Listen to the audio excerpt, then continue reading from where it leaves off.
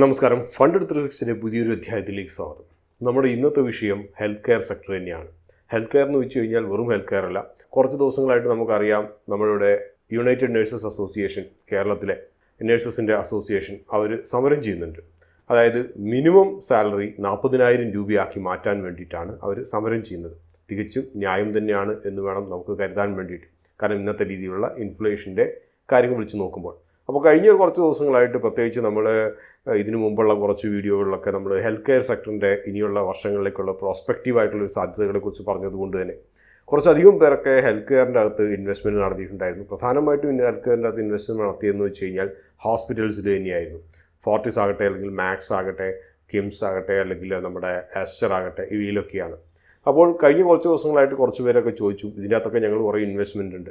പ്രത്യേകിച്ച് കേരളത്തിൽ ഓപ്പറേറ്റ് ചെയ്യുന്ന കമ്പനികളായിട്ടുള്ള, ഹോസ്പിറ്റൽ കമ്പനികളായിട്ടുള്ള എസ്റ്റർ പോലെയുള്ളവരെ ഇത്തരത്തിലൊരു 40,000 രൂപയായിട്ട് നേഴ്സസിൻ്റെ സാലറി ഉയർത്തിക്കഴിഞ്ഞാൽ എത്തരത്തിൽ ബാധിക്കും, അവരുടെ ബുക്സിനെ എങ്ങനെ ബാധിക്കും എന്നുള്ളത്. ഈ ഒരു ആശങ്കയുടെ പ്രധാനപ്പെട്ട ഒരു അടിസ്ഥാനം എന്ന് വെച്ച് കഴിഞ്ഞാൽ നമുക്കറിയുന്ന പോലെ തന്നെ ടോട്ടലുള്ള വർക്ക് ഫോഴ്സിൻ്റെ ഏകദേശം 1/3 ഏറ്റവും മിനിമം ഒരു ഹോസ്പിറ്റലിനെ സംബന്ധിച്ച് അത് നേഴ്സസ് ആയിരിക്കും.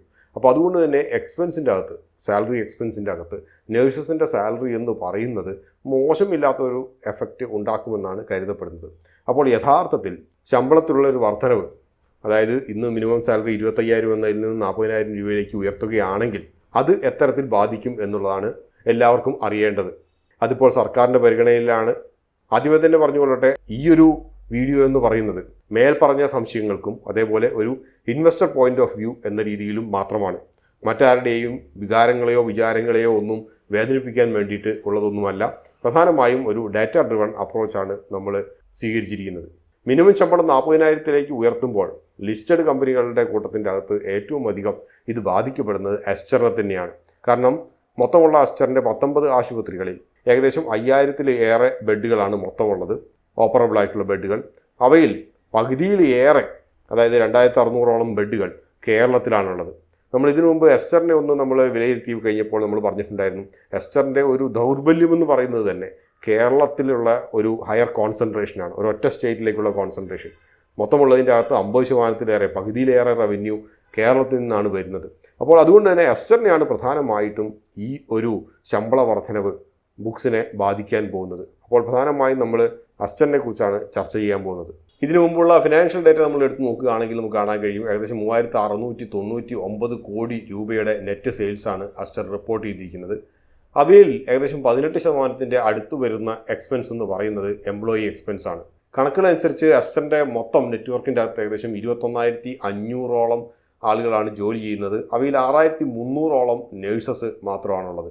ഇത് വളരെ ലീനിയറായിട്ട് കണക്ക് കൂട്ടുകയാണെങ്കിൽ കേരളത്തിൽ എംപ്ലോയ് ചെയ്യപ്പെടുന്ന നേഴ്സുകൾ എന്ന് പറയുന്നത് 3,200 നേഴ്സസ് ആണുള്ളത്. ഈ 3,200 നേഴ്സസും ഒരേ സാലറിയാണ് വാങ്ങിക്കുന്നത് എന്ന് പറയുന്നില്ല. പക്ഷേ മിനിമം സാലറിയും കൂടാതെ എക്സ്പീരിയൻസിനനുസരിച്ചോ സ്കിൽസിനനുസരിച്ചോ സാലറി കൂടിയോ പോകുന്നതാണ് സാധാരണയുള്ള രീതിയിൽ.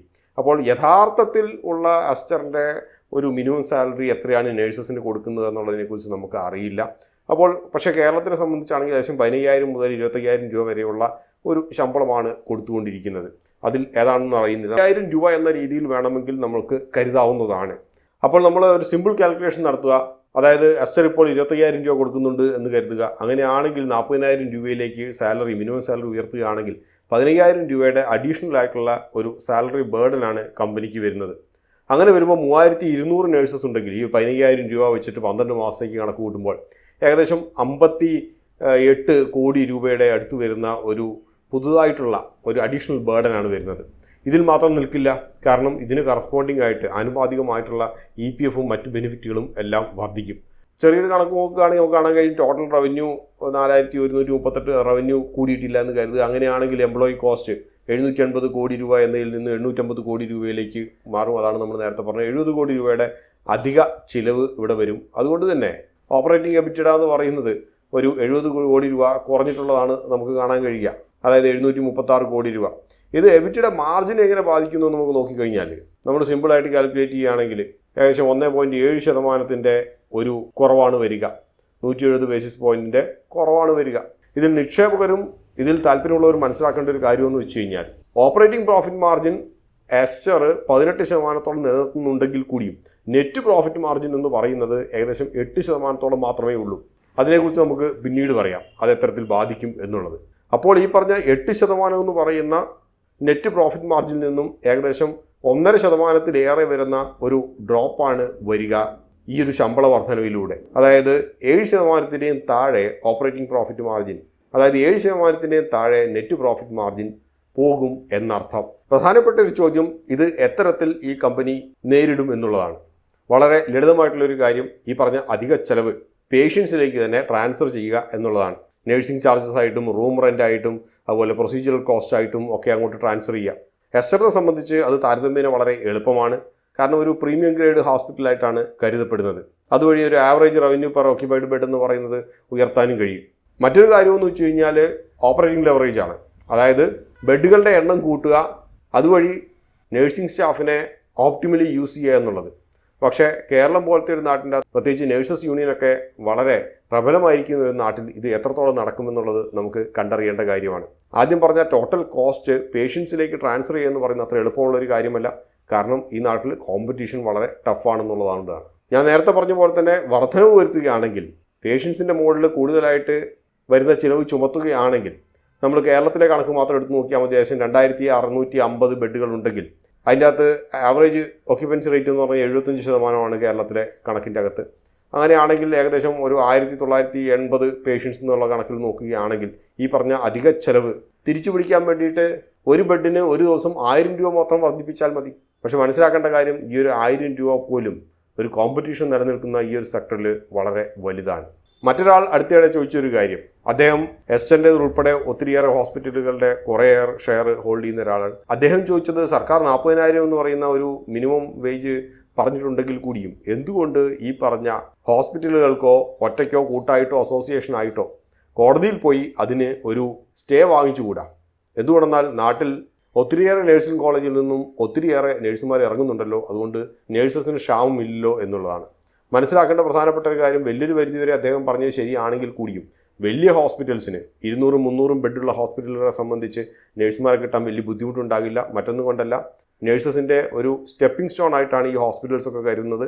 2-3 വർഷത്തെ എക്സ്പീരിയൻസിന് ശേഷം വിദേശ രാജ്യങ്ങളിലേക്ക് പോകാനുള്ള ഒരു ഫസ്റ്റ് സ്റ്റെപ്പായിട്ടാണ് കരുതുന്നത്. അതുകൊണ്ട് തന്നെ നഴ്സസിനെ ലഭിക്കാൻ വേണ്ടിയിട്ടുള്ള ബുദ്ധിമുട്ട് ഉണ്ടാകില്ല എന്നുള്ളൊരു സത്യം നിലനിൽക്കുന്നു. പക്ഷേ എങ്കിൽ പോലും മനസ്സിലാക്കുക, ബഹുഭൂരിപക്ഷം നഴ്സസും എബ്രോഡ് പോകാനാണ് ഉദ്ദേശിക്കുന്നതെങ്കിൽ പോലും ഒരു മൈനോറിറ്റി ഇവിടെ തന്നെ നിന്നിട്ട് ഹോസ്പിറ്റൽസിനോട് അങ്ങേയറ്റം കടപ്പെട്ട് തൊഴിൽ ചെയ്യുന്നുണ്ട്.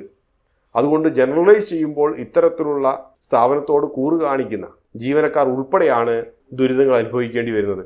അപ്പോൾ നമുക്ക് നമ്പേഴ്സിലേക്ക് തിരിച്ചു വരാം. നമ്മൾ പറഞ്ഞ പോലെ തന്നെ ഏകദേശം 1.7% എബിറ്റിഡ ഡ്രോപ്പാണ് ഇവിടെ വരുന്നത്. നമ്മളപ്പോൾ ഇത് നെറ്റ് പ്രോഫിറ്റ് മാർജിനിലേക്ക് നമ്മൾ ട്രാൻസ്ലേറ്റ് ചെയ്യുകയാണെങ്കിൽ നേരത്തെ പറഞ്ഞ പോലെ തന്നെ 6% ചില്ലറ എന്ന് പറയുന്ന രീതിയിലേക്ക് പ്രോഫിറ്റ് മാർജിൻ താഴും. ഇതിനകത്ത് പറയാൻ വിട്ടുപോയൊരു കാര്യം, യഥാർത്ഥത്തിൽ ഉണ്ടാകുന്ന ഒരു ഡ്രോപ്പ് ഇത്രയും ഉണ്ടാകില്ല. കാരണം കമ്പനിയെ സംബന്ധിച്ച് NPM എന്ന് പറയുന്നത് കാൽക്കുലേറ്റ് ചെയ്യുന്നത് ടാക്സ് ഉൾപ്പെടെയുള്ളത് ഡിഡക്റ്റ് ചെയ്തിട്ടുള്ളതാണ്. അപ്പോൾ അതുകൊണ്ട് തന്നെ പ്രോഫിറ്റ് കുറയുന്നതുകൊണ്ട് തന്നെ ടാക്സും കുറയും. അതൊരു യാഥാർത്ഥ്യം അവിടെ നിലനിൽക്കുന്നു. പക്ഷേ സമരം ചെയ്യുന്നവരും അല്ലാത്തവരും ഇൻവെസ്റ്റേഴ്സും ഒക്കെ മനസ്സിലാക്കേണ്ട ഒരു പ്രധാനപ്പെട്ട ഒരു കാര്യം, പണ്ട് ഋഷി സുനാക്ക് UK മെഡിക്കൽ പ്രൊഫഷണൽസ് സമരം നടത്തിയപ്പോൾ പറഞ്ഞ കാര്യമാണ്, ചുവരുണ്ടെങ്കിലേ ചിത്രം വരയ്ക്കാൻ സാധ്യമാകൂ. 6%-നും 8%-നും പ്രോഫിറ്റ് മാർജിൻസിൽ ഓപ്പറേറ്റ് ചെയ്യുന്ന ഒരു ബിസിനസ്, ആ ഒരു ബിസിനസ്സിന് മുമ്പോട്ട് പോകണമെങ്കിൽ വളരെയേറെ ദുരിതങ്ങളുണ്ട്. 15-25% പ്രോഫിറ്റ് മാർജിൻസിൻ്റെ അകത്ത് ഓപ്പറേറ്റ് ചെയ്യുന്ന ഒരു ബിസിനസ് ആണെങ്കിൽ താരതമ്യേന ഒരു റിസ്ക്കുകളോ ഷോക്കുകളോ ഏറ്റെടുക്കാൻ വേണ്ടിയിട്ട് പര്യാപ്തമാണ്. പക്ഷേ ഞാനിന്മേ കളി പോലെ 6-8% വരെ പ്രോഫിറ്റ് മാർജിനിൽ ഓപ്പറേറ്റ് ചെയ്യുന്ന ഒരു ഇൻഡസ്ട്രി, ആ ഒരു ഇൻഡസ്ട്രിയുടെ മുകളിൽ വരുന്ന ചെറിയ ചെറിയ ഷോക്കുകൾ പോലും വളരെയധികം ഇമ്പാക്റ്റ് ഉണ്ടാക്കാം. ചിലപ്പോൾ ചിത്രം വരയ്ക്കാൻ ചുമരില്ലാണ്ടായി പോയേക്കാം. അത് ഒരു ഭാഗം. മറ്റൊരു ഭാഗം ഇത് എത്തരത്തിൽ ബാധിക്കുമെന്ന് വെച്ച് കഴിഞ്ഞാൽ ചിലപ്പോൾ പോസിറ്റീവായിട്ടും ബാധിച്ചേക്കാം. എന്തുകൊണ്ടെന്ന് പറഞ്ഞാൽ ചെറിയ ക്ലിനിക്കുകളും ചെറിയ ഹോസ്പിറ്റലുകളും ഉൾപ്പെടെ നഴ്സുമാർക്ക് 40,000 രൂപ കൊടുക്കേണ്ട അവസ്ഥ വന്നു കഴിഞ്ഞാൽ ഇത്രയധികം ഓപ്പറേഷൻസ് ഓപ്റ്റിമൈസ് ചെയ്യുകയോ അല്ലെങ്കിൽ ക്യാപിറ്റലിന് കഷ്ടപ്പാട് വരുന്നതായിട്ടുള്ള ഹോസ്പിറ്റലുകൾ അവ പലതും പൂട്ടിപ്പോകും. നമുക്കിതിന് താരതമ്യം ചെയ്യാൻ പറ്റുന്നത് ജിയോ ഫ്രീ ആയിട്ട് ഇൻ്റർനെറ്റ് കൊടുക്കാൻ തുടങ്ങിക്കഴിഞ്ഞപ്പോൾ സ്പൈസോ ഒക്കെ പൂട്ടിപ്പോയതുപോലെയാണ്. അപ്പോൾ ചെറിയ ചെറിയ ക്ലിനിക്കുകളൊക്കെ പൂട്ടിപ്പോകുമ്പോൾ അത്തരത്തിൽ ഗ്രാമാന്തരങ്ങളിൽ രൂപപ്പെട്ടിട്ടുള്ള ചെറിയ ക്ലിനിക്കുകളിൽ നിന്നുള്ളവർ കൂടി അടുത്ത ഇടങ്ങളിലുള്ള ഇത്തരത്തിലുള്ള വലിയ ഹോസ്പിറ്റലിലേക്ക് വരുന്നത് വഴി ഉണ്ടാകുന്ന അഡീഷണൽ ബിസിനസ് അത് ചിലപ്പോൾ ഒരു മുതൽക്കൂട്ടായേക്കാം. അപ്പോൾ ഇതൊക്കെയാണ് ഈ മേഖലയിലുള്ള ഒരു മൊത്തത്തിലുള്ളൊരു സെനാരിയോ. എന്തായാലും സർക്കാർ 40,000 രൂപ എന്നുള്ള ഒരു മിനിമം വേജ് ഫിക്സ് ചെയ്ത് കഴിഞ്ഞാൽ അടുത്ത 2-3 ക്വാർട്ടറുകളിലേക്ക് ഈ ഒരു 1% വരുന്ന ഒരു നെറ്റ് പ്രോഫിറ്റ് മാർജിനുള്ള ഒരു ഡ്രോപ്പ് നേരിടാൻ വേണ്ടി നിക്ഷേപകർ തയ്യാറായിട്ടിരിക്കണം. അത് സ്റ്റോക്ക് മാർക്കറ്റിൽ ഈ കമ്പനികളുടെ സ്റ്റോക്ക് പ്രൈസിലും പ്രതിഫലിച്ചേക്കാം. കാരണം പെട്ടെന്നുള്ള ഒരു പ്രൈസ് ഹൈക്ക് സർവീസിന് വേണ്ടിയിട്ടുള്ളത് അത് അത്ര എളുപ്പം നടക്കുന്ന കാര്യമല്ല. അത് പ്രത്യേകിച്ച് മത്സരാധിഷ്ഠിതമായിട്ടുള്ള ഈ ഒരു ഇൻഡസ്ട്രിയെ സംബന്ധിച്ച് അത്ര ഗുണകരമാവുകയുമില്ല. മറ്റൊരു അധ്യായത്തിൽ നമുക്ക് വീണ്ടും കാണാം. അതുവരെ നന്ദി, നമസ്കാരം.